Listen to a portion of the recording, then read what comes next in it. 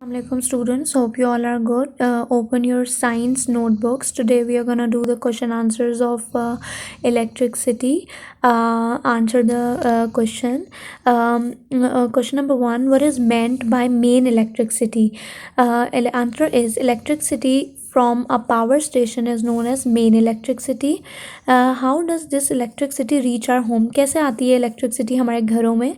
It reaches our homes through wires के through from a power station. What do batteries do? Batteries क्या करती हैं? Batteries use a small amount of electricity. बहुत मामूली सी amount of electricity use करती हैं.